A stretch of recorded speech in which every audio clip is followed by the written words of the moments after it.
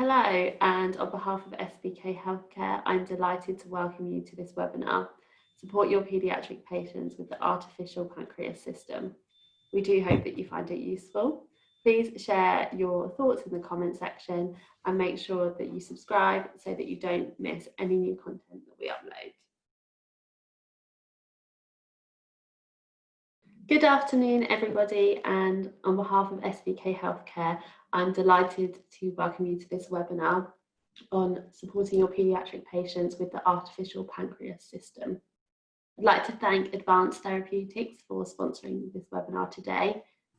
That's brilliant, thank you. So now I'm going to hand over to John Hughes from Advanced Therapeutics to kick off the webinar. Hello everyone, and thanks for making time for joining this webinar today. We're going to be looking at the interoperable artificial pancreas system, which is based on the Dana-RS insulin pump and the CamAPS FX algorithm or closed loop app. An interoperable APS system enables you or your patients to choose different components of a system from different manufacturers, depending on the individual patient's specific requirements. So what I'm going to do is give a brief overview of the Dana-RS insulin pump before handing over to Professor Hovorka and his colleagues, who will run through a synopsis of the clinical evidence in paediatrics for the Cambridge app that's been built up over 13 years of research, culminating in the award of the CE mark for the app earlier this year. Crucially, they'll also run through some of the practical issues surrounding using the app in the clinical setting. So we're going to start with the Dana-RS pump, which you can see in the photo here. And the interesting thing about the Dana-RS pump, it can be used in one of three different ways. The first one is as a pump in its own right, directly programmed from the keypad. The second is the pump is licensed to use a smartphone app, either Android or iPhone, and sorry, they're licensed to actually deliver boluses via the smartphone as well. So, and the third part, third way is by using its the interoperable artificial pancreas or closed loop system using a licensed app such as a CamAPS FX. Go on to the next slide, please. So in terms of the pump itself, it's a tube pump. It's the smallest and lightest of the conventional tube pumps, weighing only 62 grams. That includes the battery. It has a 300 unit reservoir, which can be part filled, so you can use it for people sensitive to insulin or people with insulin resistance. It's also got all the things you'd expect of a modern pump. It's waterproof, has bolus calculator, temporary basals, etc., and lots of safety functions as well. There's also a range of infusion sets. The metal easy release sets feature a 4.5mm needle, which is, I think, unique. And also Teflon sets via the Dana Inset 2 sets. Can I have the next slide, please? But what makes the pump suitable for using an interoperable system, artificial pancreas system, is its software, which enables rapid and secure data handling. The low energy Bluetooth connectivity, which enables high security and stable connection for always on mode use in an artificial pancreas system. The software upgrades make the pump future-proofed because you can download these via the apps when they're actually available. And of course, it's currently a key component of the Cambridge CamAPS FX artificial pancreas system. If you're not using the CamAPS you can actually control remotely the pump from any appropriate smartphone, Android or iPhone. Can I have the next slide, please? So I'm going to hand over to Professor Hovorka and his team now to run through the CamAPS system for you. Thank you. Hello, I'm Julia. I'm a clinical research fellow with the Artificial Pancreas group in Cambridge under Professor Hovorka. And I'll just be starting us off with a section on how to support children and young people with type 1 to use the CamAPS FX closed loop system. Next slide, please. And first of all, I'll be giving a bit of an overview and background of the research that we do here in Cambridge and that has led to CamAPS FX and current ongoing research studies, as well as a couple of real life cases of patients using the system. And then we'll be taking you through the app in detail, as well as, of course, how to adopt CamAPS FX in your own clinic. Next slide, please. So first off, what is an artificial pancreas? It's also known as an automated insulin delivery system, or some people also call it closed loop therapy. So you may have heard any of these terms. And essentially an artificial pancreas consists of 3 components. So one component is a glucose sensor, and that has to be a continuous glucose sensor. An insulin pump and a control algorithm. And that control algorithm can be on an app like it is with CamAPS FX, or it can reside on the pump itself. And the way the artificial pancreas works is that the glucose information from the continuous glucose sensor is fed in real time to the control algorithm. And that control algorithm then calculates how much insulin is required to maintain the glucose in the target range or bring it back to target. And it communicates that information to the insulin pump, which then automatically delivers the insulin. And the algorithm makes all those calculations every 10 to 12 minutes, and it does it automatically. Next slide, please. So why do people talk about a hybrid closed loop system rather than a fully closed loop system?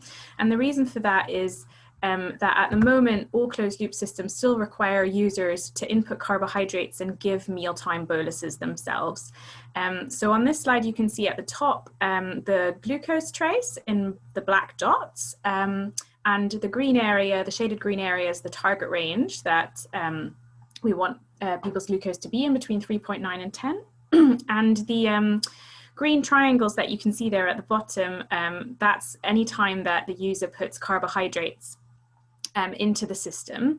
And you can see correspondingly at the bottom there, those light blue columns, and that's the insulin boluses that are given when the carbs are entered into the system. And that has to be done manually by the user. Now, in the background, the closed loop algorithm is always giving insulin to try and bring glucose to target. Ooh. And you can see that in the dark blue lines at the bottom there. And you can see there's quite variable amounts of insulin. And sometimes, of course, it means no insulin is given if the glucose is dropping or low. And sometimes lots of insulin is given if glucose is rising.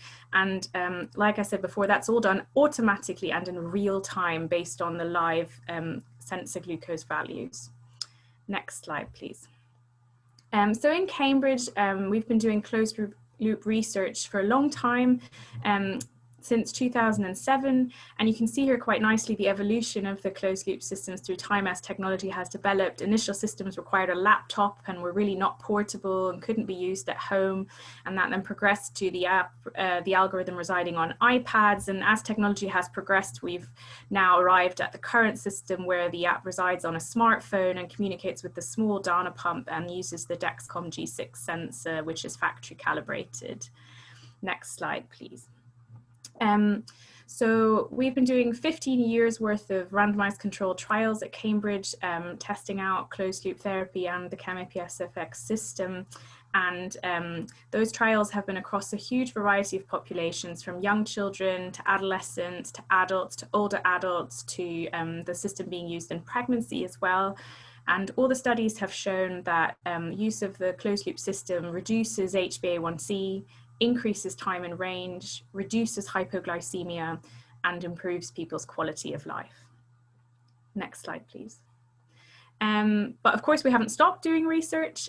So we're still looking at the closed loop system in different types of populations and also using different kinds of insulin. And we've still got over 160 active users in our trials at the moment. And some of those are in our 3 ongoing pediatric studies. So we've got the Kids AP study, which is looking at comparing the closed loop system to sensor augmented pump therapy in really young children aged 2 to 7. We've got the CLOUD study, which looks at using closed loop from onset of type 1 diabetes in children and young people and comparing that to standard therapy. And we also have the DANO5 study, which has just completed and which compares closed loop to standard pump therapy in children and adolescents. Next slide, please. So now moving on to a couple of real life cases of patients who've used the closed loop system. So the first case is a 6-year-old girl who was in our Kids AP02 study, and she was diagnosed when she was 2 and was on a Medtronic 640G with an N-Lite sensor, so had low glucose suspend prior to starting in our study. And her A1C was 66, and her parents were really motivated, working really hard to try and get her glucose levels in target, but just quite tricky, as I'm sure you'll all find with those younger patients due to the erratic eating and high variability of glucose levels. And she had 4 months of closed loop therapy with CamAPS FX as part of the study, and her HbA1c dropped to 51. And she then crossed over into the second part of the study, and on sensor augmented pump therapy, her HbA1c went back up to 66. Next slide, please. And I think this slide illustrates really nicely how the closed loop system copes with glucose variability. So essentially every night is different, and you can see here really nicely that on the left-hand side, that night between midnight and 8, glucose levels were relatively on the low side, not hypo, but on the lower side. And correspondingly, the closed loop system has really given only very small amounts of insulin. So that's about 1.5 units given over those 8 hours. And on the following night, glucose levels were just a little bit higher and much more insulin was required. And you can see that the closed loop system has coped with that by giving almost double. So it's given about 3 units over the same time period, and it does that all automatically without the user having to do anything. And this was some feedback from the mum of this particular child who said that the app is life-changing for them, and that they didn't have to think about diabetes so much, and that they were sleeping a lot more at night time. And I'm sure that's something that you find with a lot of your patients as well, that they don't sleep much at night because they're trying to get glucose levels in range. Next slide, please. This was some feedback that we had. So as part of one of our earlier studies in really young children using the closed loop system, this was some feedback that we had from families about the system. And we found that 85% of parents in the study spent less time managing their child's diabetes, 90% were less worried about their child's glucose control, and 90% had less trouble sleeping whilst their child was on the closed loop system. And these are just some quotes from some of the parents. And the second case is an adolescent. This is a 16-year-old boy who was on a 640G pump with no sensor prior to the study, and his HbA1c was 67 prior to starting into one of our studies. And you can see that he's bolusing for meals, and he's putting in a bit of effort, but he's probably not perfect in the way that he manages his diabetes. Very typical of the kind of adolescent patient group. And on the hybrid closed loop system, you can see that he is actually not being what we would class as sort of perfect user of the system. So he's not being particularly good. You can see at the top there that he's probably had breakfast and probably lunch, and he hasn't given a bolus for that. But the system has coped and given quite a lot of extra insulin to try and bring the glucose levels back down. And then he looks like he has bolus there in the afternoon and evening for his meals. So and his HbA1c on the closed loop system dropped to 47. And I think really importantly, he felt that the system was really relieving him of quite a lot of work, and he just didn't really have to think about his diabetes so much. And I think this just really illustrates that closed loop systems, or this closed loop system, doesn't just work for people who are already really, really disciplined and perfect at managing their diabetes, but it also works for people who maybe don't always remember to bolus, so especially like adolescents. Obviously, we would always recommend that you should bolus, and the system will work best if you do, but it does cope if you don't. Next slide, please. And I think now I'm handing over to my colleague Sara for the next bit. Great, thanks, Julia. So my name's Sara Hartnell. I'm a diabetes specialist dietitian in Cambridge and support Roman's team with his work. So what I wanted to do, just got a couple of slides to talk you through some of the features of the CamAPS FX app. So you can see there, this is what the interface of the app looks like with the home screen. So the app itself houses the hybrid Cambridge model, the predictive control algorithm. And the app itself acts as a CGM receiver. So the Dexcom app is kind of embedded within the CamAPS FX app, if you like. So you have all those same alerts and alarms that you would have with the normal Dexcom G6 app. The app also incorporates a bolus calculator. It reads the carbohydrate ratios from the pump directly.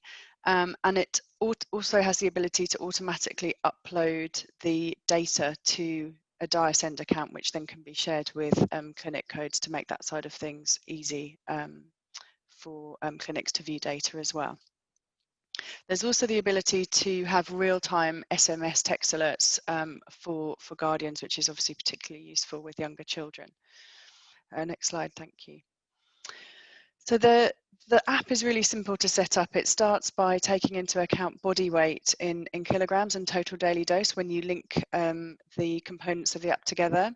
And then it modulates the basal insulin delivery essentially by stopping the pump's set basal insulin and instead replacing it with a short extended bolus sort of every 8 to 12 minutes, dependent on the sensor glucose levels.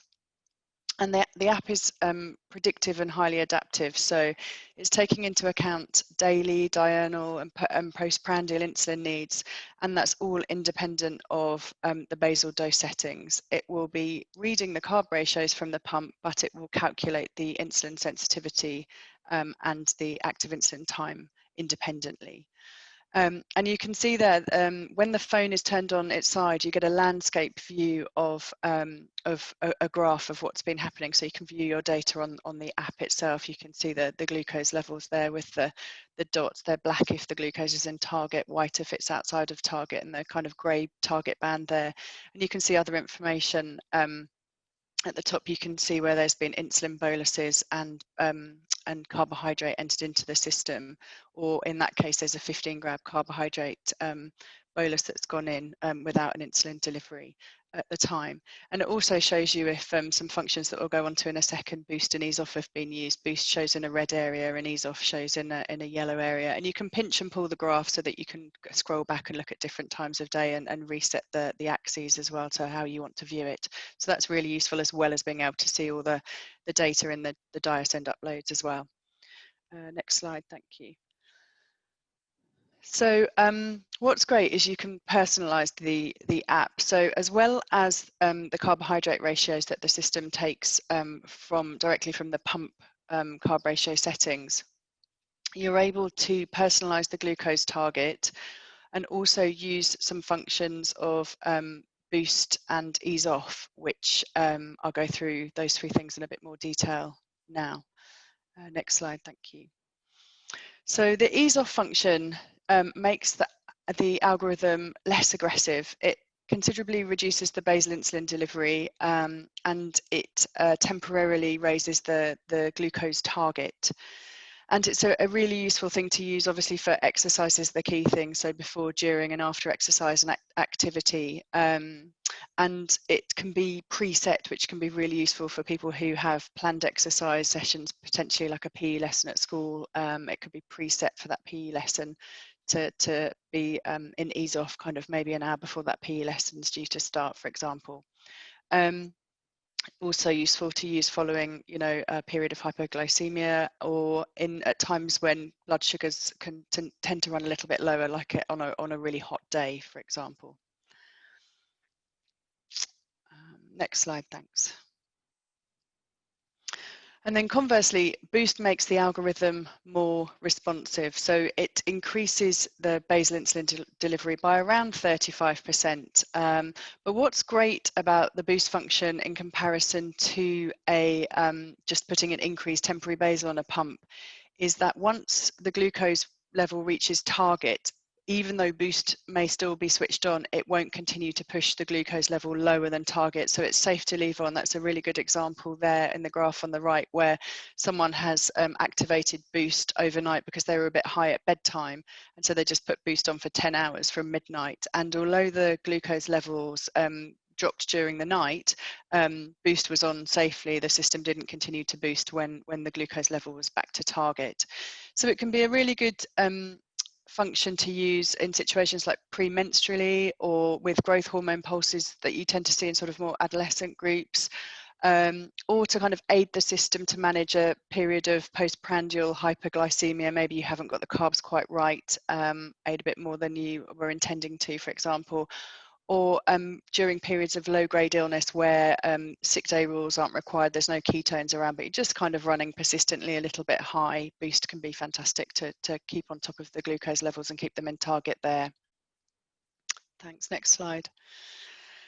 And in terms of the personal glucose target, what's great is that there's a wide range that can be useful for lots of different settings. So the algorithm is set to 5.8 when you activate when you initialize the system, but it's adjustable, and it's adjustable at different times of day and night. So the minimum target that you can set is 4.4, maximum of 11. And as you can see in the picture on the right, you can set different targets at different times of day. Sorry, picture on the left. And then the reasons that you might want to adjust that glucose target is if someone has lower variability, then you can aim to be slightly tighter, so that can be useful. And we also use the system for pregnancy, so where a lower target range is needed, it can be adjusted to run at those lower levels with an aim for target there of 3.5 to 7.8 rather than that usual 3.9 to 10. It's also useful if someone's had a sort of period of hypoglycemia and glucose levels have been a bit erratic for one reason or another, that you can raise that glucose target for a period of time just to kind of back off and let things settle down before dropping it back down again. So I think next I'm going to hand over to Roman to talk us through some comparison aspects. Thank you, Sara, for taking us through the functionality of the CamAPS FX. I'm Roman Hovorka. I lead the development of the CamAPS FX, and I've been involved very closely with the clinical testing.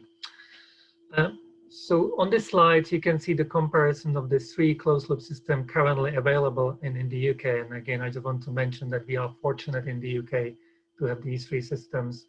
So you have the CamAPS FX, you have the Control IQ, and also the 670G.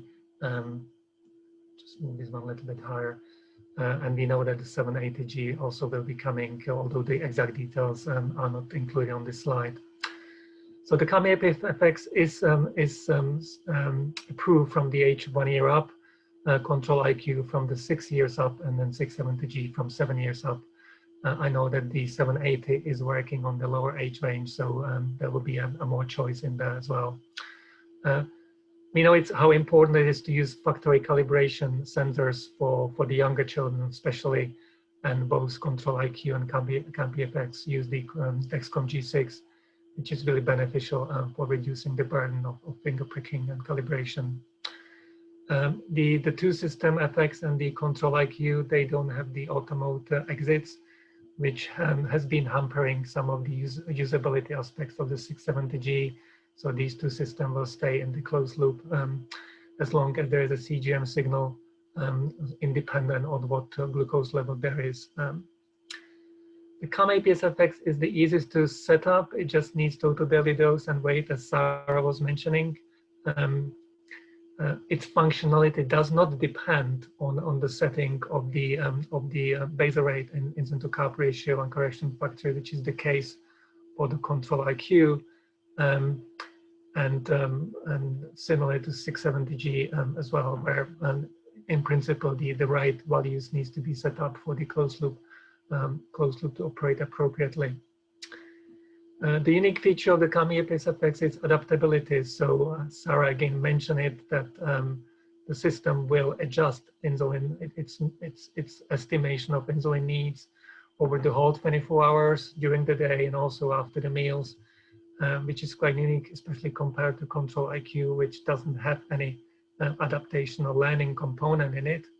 And the 670G is learning the overall insulin needs from the data. For increased usage and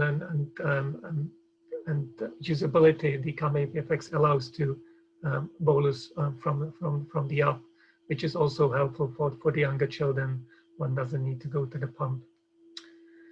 CamAPS FX has the widest range to set for the closed loop system, 4.4 to 11. Control IQ has the ability to set the tighter overnight target, 6.1 to 6.7. The active insulin time is adjusted. It's actually learned by the CamAPS FX all the time, so it doesn't really depend how you set it. The active insulin on the pump for the Control IQ, it's fixed at 5 hours, and for the 670G, it's important factor to make the system more or less responsive, so it can be personalized, and it's part of the algorithm ability to adjust the algorithm for 670G. Sara mentioned the activity mode, which is on all these three systems. Again, CamAPS FX allows it to be planned ahead, again, specifically beneficial for schools, or if you want to plan it in the morning, the evening before. The boost is unique for the CamAPS FX to tell the system to be more responsive for a fixed period of time. Remote monitoring is very important for families and guardians. Control IQ is using it's possible to use Dexcom receiver and then send data to the followers, Dexcom followers up. At CamAPS FX, we have the SMS monitoring. We also planning connection to the followers. Very good feature for the CamAPS FX is the real-time behind the scene upload to DialSend, so healthcare professionals can have access to the data straight away as long as the app is connected to internet. So there's no need to connect the pump and physically to or the CGM to a computer.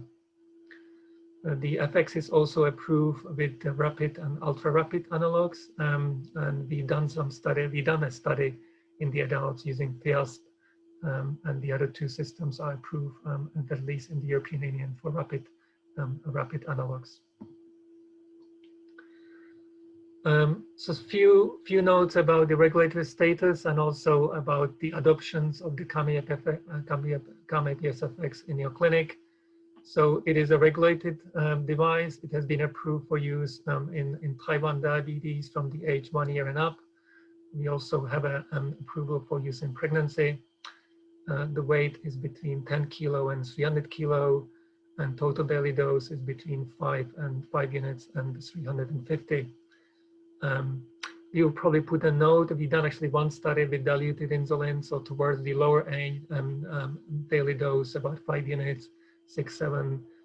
We recently have been putting the younger children on the system, and it's worth considering diluting insulin because of the potential issues with accuracy of pumps, any pump in that lower range with closed loop systems.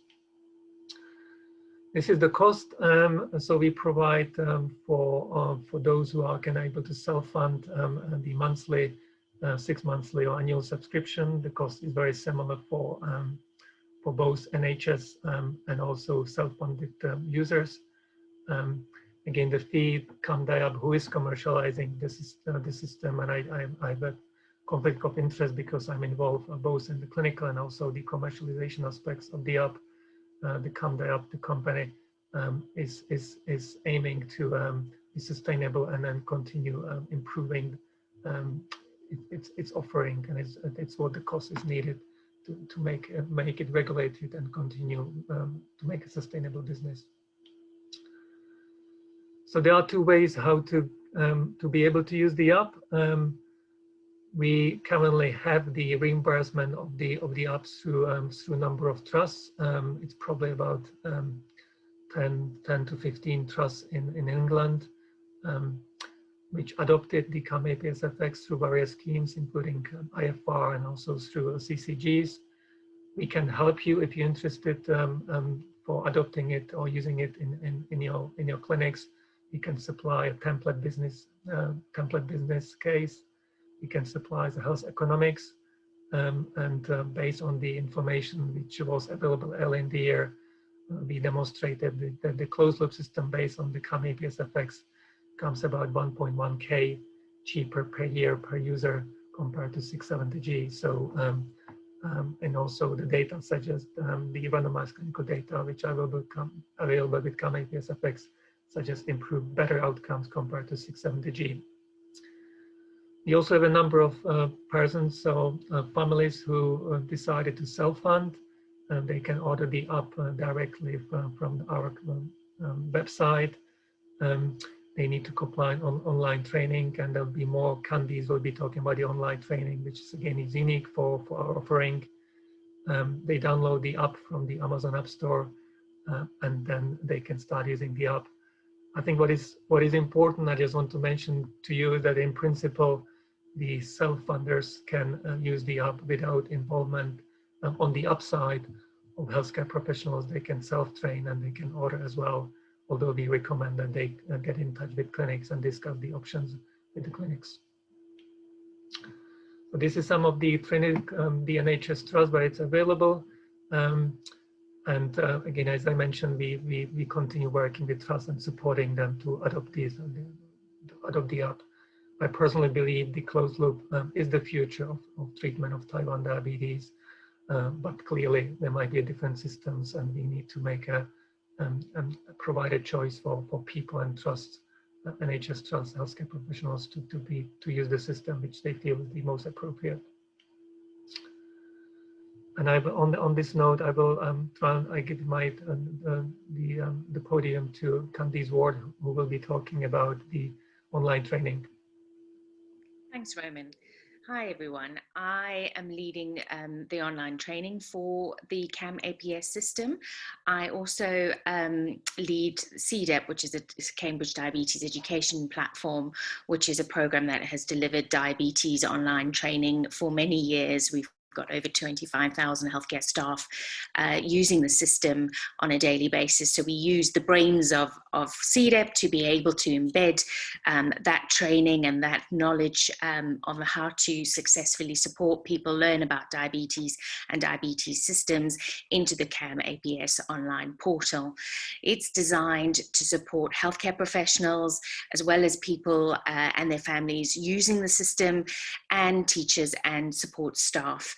So you can register, it's completely free, and it offers you a variety of training topics. The most essential to complete is the CamAPS FX training. So that works through how the system works, asking you questions as you go along to boost your confidence and confirm your knowledge around the system and how to troubleshoot the system. So when you start, you feel confident in how it works. That training then provides you with a code that unlocks the app to work, and that all allows a safety feature so people are trained, both healthcare professionals to be able to support patients living with type 1 diabetes and their families, but also the families themselves, that they feel confident in their training, and then allowing the teachers also to be trained in aspects that they may come into contact with the children at school. So it can all be done online, it's mobile responsive, so it can be done via your phone, via a tablet or a computer at a time that's convenient. And the feedback, especially since we launched this training just before COVID hit, the feedback has been really great, that people haven't had, to wait for clinic appointments, which are very tricky in this time. They can train in their own time and refresh and go over the subjects. We also offer other training, for example, Dana pump refresher training, just to, you haven't used the system in a while and just want to remind yourself how the Dana pump works, carbohydrate counting, refreshing, optimization of the system once you've started, because the system takes about 3 weeks to really learn about the individual's needs. And so at that point, often little tweaks in carbohydrate counting ratios and various other things might be useful to do. So we take you through a structured approach of how to look at the data and sort of make some changes. Obviously the school's training, and we're also developing a Dexcom refresher training. So there's the website. Please feel free to have a look and register and have a play. Even if you're not interested in the system, do register and undergo some of the training should you like to. Next slide, please. As part of our support to people using the system or thinking about using the system, as well as healthcare professionals, we also offer a series of practical webinars. We've had 2 already, and the recordings of those webinars are available on the training portal. And it's just about troubleshooting, looking through the system, and supporting you in a slightly different way than the training is. So please feel free to have a look at those and book them in. The CamAPS support system is also available from the website to help support any trouble or give any answers that you may need. Right, I think that brings us to the end of the presentation we have for you today. I know there have been some questions popping along. Please feel free to ask some more questions, but we'll go over to the next slide, and I think Hope is going to facilitate the questions and answers just to work through. So thank you very much, Hope. Thank you, Candice. Thank you all. That was really, really interesting, and we have got quite a few questions to work through. So the first question is, are extended bonuses needed to be inputted by the patient, or are they now redundant in this system? Sara, do you want to take this one?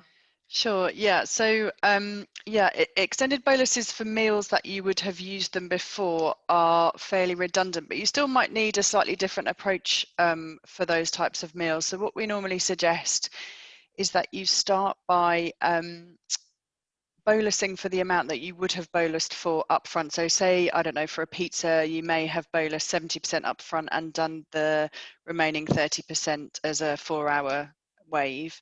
We would suggest you have an approach where you start by giving that 70% upfront for the pizza, and then see what the system does in terms of its ability to deal. And some people will find actually the algorithm itself will just ramp up to deal with that. You might find actually, I'm going to change my approach, I might need a little bit more upfront. I might try 80% upfront first next time, or you might find 70% and boost at the time of eating works. So like with anything like that, starting with a starting point and working from there, but along those lines rather than actually setting an extended bolus or dual wave.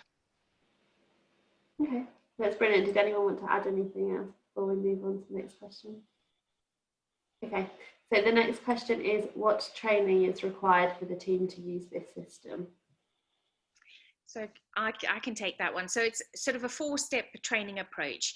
We encourage the clinic to be trained online. There's also support from Advanced Therapeutics to train on the pump if they aren't familiar with the pump. Obviously, there's the refresher training online as well. They then invite people who are starting the system to do the online training, and then have sort of a 3rd step is the clinic and the person getting together just to make sure, it can be virtually of course, that make sure that everyone's happy with starting the system, and it's press go and off you go, unlock the app with the training code, and then the follow-up is just optimization via looking at the data, support from CamAPS support if you need it, and just seeing and learning how the system works. So it is very easy, can all be done virtually in people's own time. Okay, that's brilliant. Thank you very much, Candice. So the next question is, how much non-bolus meal carbs can this system cope with?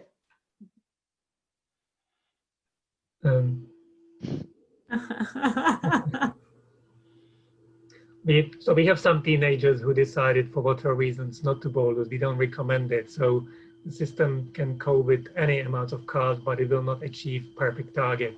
So so there's no limit, but we would normally recommend. Some people might put snacks without bolusing I don't know if anybody wants, and Sara or Julia want to add anything to that. I think for maximum time in range, you want to bolus, but and if you regularly don't bolus, the system will adapt and learn, but you're not going to achieve the same sort of time in range as you'll get if you do bolus. But you aren't in danger, is that what you're saying? That if people aren't bolusing at all, it won't be ideal, but you know, they're not. It's safe. The system is safe. It just you don't get the target, the mean glucose time in range you would get otherwise. Okay, that's great. Thank you. Can multiple users control the app, or is it only a single user that controls, and others only receive SMS alerts? Yeah, so only one person can control the app at a time from the phone that it resides on, and you can watch the data remotely via Dietician, and you'll get the alert text if you're a follower. But yeah, absolutely, you can't. So it's not like mum and dad can both give a bolus from their office or anything like that. You know, and that's partially also for safety. Absolutely, thank you. Are you looking to get the app on the NHS digital catalogue, which is required for procurement in certain trusts?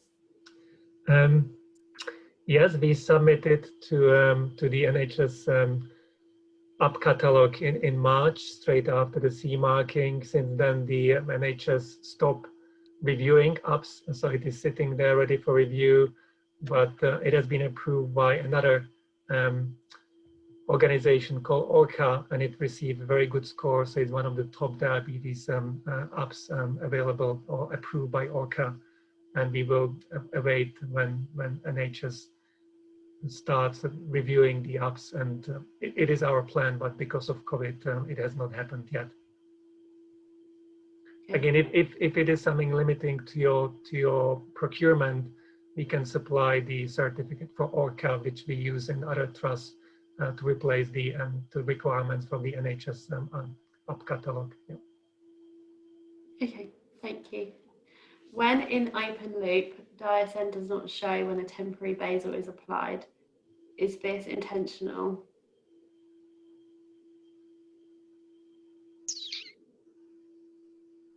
Could you repeat Hope again, please? So I didn't. Yeah, of course. When in open loop, Dietician does not show when a temporary basal is applied. Is this intentional? It is, yes. It is intentional. That's well. Again, in Dietician, you don't actually see what is temporary basal and what is pre-programmed basal. There is no distinction. So what is being shown on Dietician is what was delivered, but you can't judge from the Dietician whether it is a temporary or pre-programmed basal, unless you know what the pre-programmed basal is. Yes. Okay, thank you. I am aware of training for how to optimize the system, but will some training be provided for clinicians on how to set people up on the system? That's a great question, and actually everything we covered in our webinar 2, which was live 2 weeks ago and is available in the recording.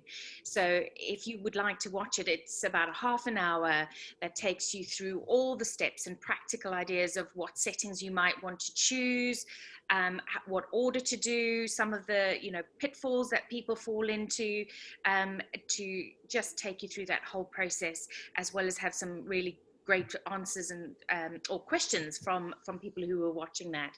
So please feel free to watch that. But if you'd like some support and advice, we are also there to help you get through the first couple of patients until you feel confident. Okay, that's brilliant, thank you. So Candice, this is a question for you, but others may want to weigh in as well. So for a team which has not used this system, how labour intensive is it for healthcare professionals? Will it increase our workload? Well, I don't think so at all. I think quite conversely, to starting a pump, doing all the training yourself, having to go through all the system as a healthcare professional, is much more burdensome, and then in clinic having to upload the pumps and do all of those kind of things, which is taken away completely. So the idea is that people are able to you know, self-train, go through the process on their own. You've done your own training as a clinician, so you know exactly what they've been trained on for your own peace of mind, and it's just literally coming together to check that everyone's happy and start the system. You get real-time updates. So actually, I think it's a reduced workload from a clinic side of things. I don't know, Sara, if you want to give any input. You know, you using it a lot compared to normal sort of pump start. Yeah, I think it's like anything new. When there's a new product, pump, closed loop system comes out, it obviously initially just takes a little bit of getting your head around it. But I think from that point on, I think it's less time consuming. You know, the pump training is the same as any other pump training, and the company are always really happy to help out with that, and to support clinic teams. The person needs to be familiar with the sensor as well, and again, there's loads of online stuff around there, and the Dexcom G6 is clearly really simple and easy to use. And then the training for the app itself is really easy, and I do think with the, you know, all the starts we've done, since we've had the online training available and we've asked participants to do that first, it's a notable difference of sort of the time it takes to then start the system with them and support them with optimization like you would with any pump start. Really, I think it's less burdensome, and the ability of the automatic upload is great, makes a real difference as well. That's brilliant, thank you. So someone's asked if there would be any demo pumps available for the team. Yeah, we supply those, can provide them for extended periods. If the team are going to use the system extensively, then we'd leave a demo pump or loan pump with the team for them to use as and when they need it. Can I step in there, Hope, and just to say that I think speaking on behalf also Advanced Therapeutics and also CamAPS is that we provide 1 month free use. So if your users want to test the app, and I believe maybe John wants to comment on it, the pump as well, they can test it for 1 month and then decide whether they want to go ahead with that. Yeah, I think I'd just like to confirm that. I think if you're going to look at changing your pump, or if you're new to a pump system, I think it's only fair and right that people should have a chance to try it first to see if it's right for them and right for the patient and right for the team. So we're happy to provide that also. Okay, that's great. So, there's been a few questions about compatibility with other current pumps. So currently, we're working with the CamAPS FX is working with Dana RS. We don't have immediate plans with. Again, we are exploring the connectivity, and but there is no immediate plans to connect to other pumps and to other CGM system at the moment. But overall, I just want to say the system has been developed to be interoperable. Everything just takes time, so no immediate plans. Okay, thank you. So Dana RS is not on our formulary. How successful have IFR applications been? Shall I take that one? Yeah. There is a provision for off-tender or off-formulary use in all cases, and they've been pretty successful in all cases that so far that where people have tried to get funding for it. It has been found, so it's not been an issue yet. If we got to the position where there's hundreds of pumps going through, that might be the case, but I think we've got a couple of years yet before we get to that point. Okay, that's great. Currently, the app is only available on Android. Is there a plan to make it available on Apple? Again, no immediate plans. Currently just Android. Again, it's an issue of cost and maintenance. So we have some users who are hardcore iPhone users, so they actually can have a Android phone just for using the app, but currently just Android. Okay, thank you. Is there upper limit to the boost in terms of unit delivered? I don't know. Maybe I take this one. So what is the upper limit? Is the duration of the boost? I think it's limited to 12 hours. The boost behind it doesn't have a limit of amount of insulins per se. So it is just the duration. So it is more. It provides higher responsiveness and to raise glucose, but there's no limit on insulin amount delivered. Okay, that's great. Thank you. And it's safe. We have data showing it's actually safe. Something in publication being prepared. Okay, brilliant. You mentioned diluting insulin in very young children on low TD. Please, can you advise how you would do this? Normal saline or another dilutant? Ash asked pharmacy. So when we dilute insulin, the only diluent, I don't know if you can get a Lilly one, we use the Novo specific diluent and use it with Nova Rapid, which our pharmacy orders in direct from Novo. Okay, that's great. I think this question refers back to the demo, and it's just to clarify, is 1 month 28 days? Well, as far as we're concerned, it's a calendar month, or whichever, that's 30 or 31 days, and it's a full month. I think what we found is people know within a week whether the pump side is for them. Normally we're finding that within a few days people find that the CamAPS system is what they want to stay on.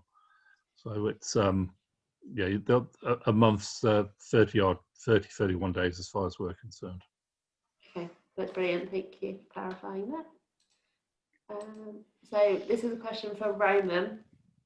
Can you give some idea of time in range and time above range achieved by this system? How effective is it getting rid of hypos? Sure. One thing which before going to time in range, and maybe again Julia or Sara can help me as well on that, on the actual values. I just want to say what is important is with this system, people actually stay in the closed loop in the auto mode for nearly 90, 92, 90, over 90% as a median value, so average value.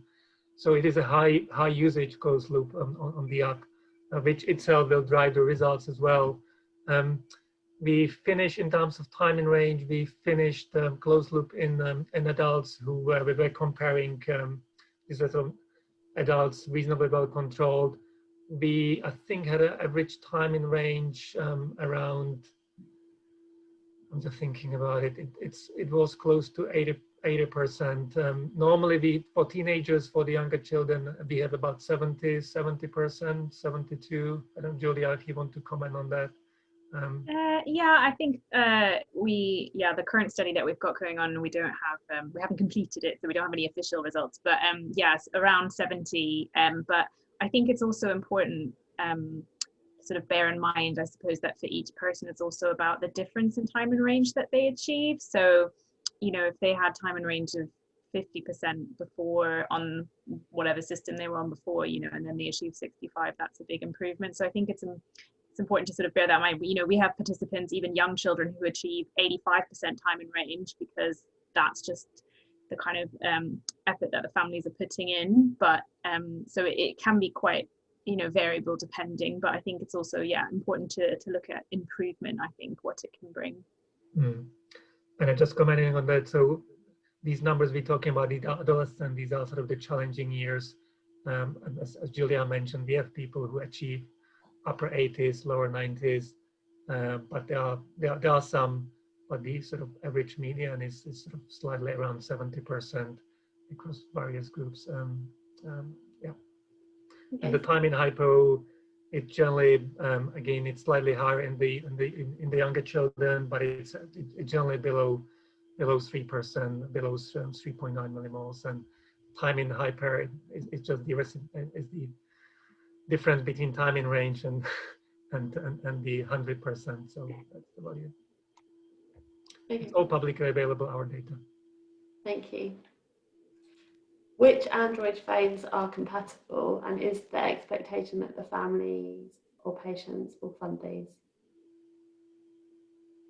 So any phones that are found on Dexcom have a Dexcom compatibility list. If you just Google Dexcom compatible Android phones, or they've got a new compatibility checker, and you can just put the brand of phone on or look for a specific thing. So anything that's compatible with a Dexcom G6 will be compatible with the app, and it's all about the quality of the Bluetooth system within the phone that makes it compatible, because the main thing you want is good connectivity between the phone and the transmitter.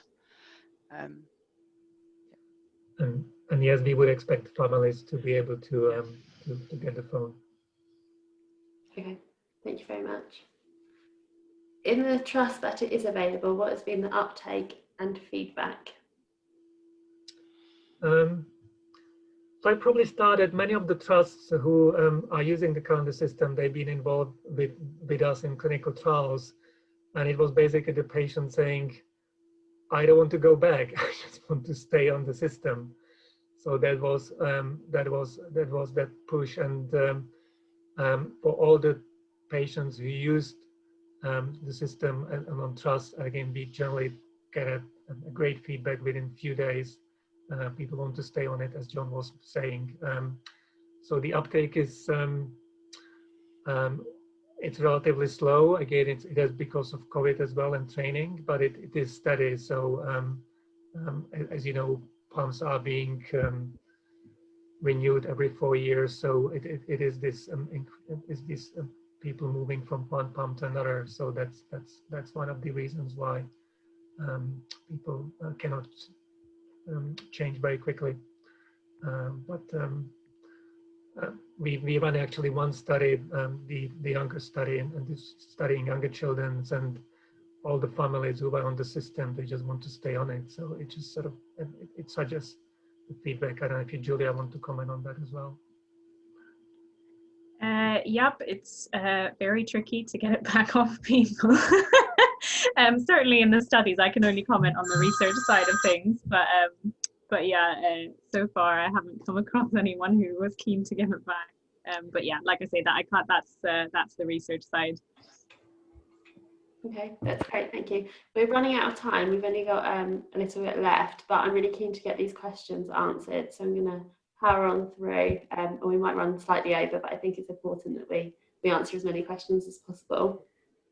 So the next question is there a minimum age or weight total daily dose criteria? So it is, the approval for the app is from the age 1 year up. Minimum total daily dose is 5 units, and the minimum weight is 10 kilo. Okay, thank you. Next question is, how often do you need to change the sensor? Once every 10 days. Okay, brilliant. Thank you. What degree of support is available to the teams using the system? Sorry, do you want to take this?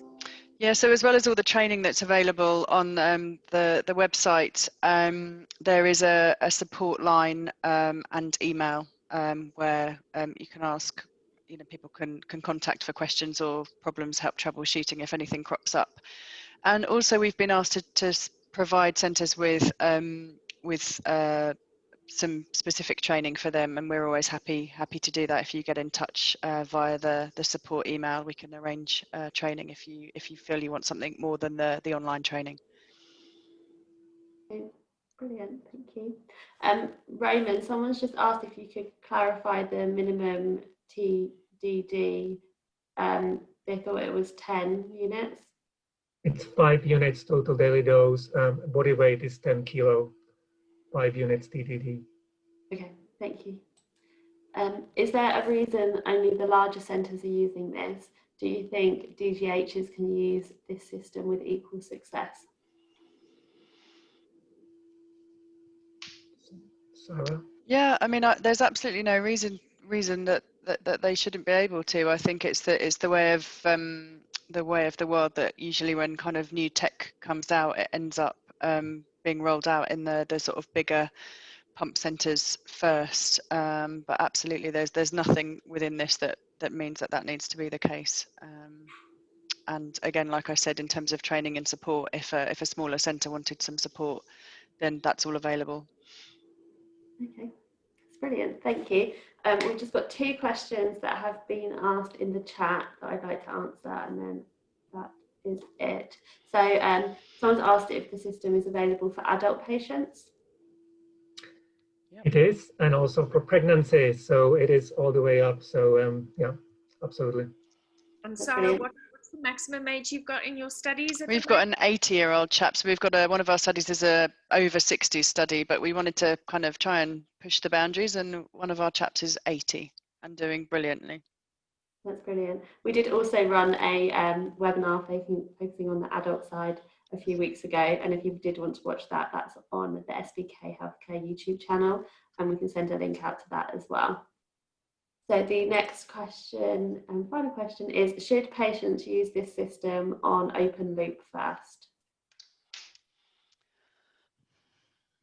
I think it's important to have the basal pump settings there or thereabouts. So if you're transitioning someone from MDI onto the pump, it's definitely worth, you know, a week, 2 weeks on the pump to try and get those basal settings there or thereabouts, because that's your safety default. If there's a problem with connectivity, so for example, the sensor fails during the night, the system will revert back to open loop, which will be that preset basal level. So you want to make sure it's there or thereabouts. But apart from that, not really, especially if someone's transitioning from another pump and they're used to pump therapy. I'd just go straight onto the app. I don't think there's much to be gained from a period of time just on the pump. Okay, that's brilliant. Well, that's all for today. I'd just like to say thank you to Roman, Candice, Sara and Julia, as well as John and Advanced Therapeutics for kindly sponsoring this webinar. Thank you. Thanks. Thank you. Thank you.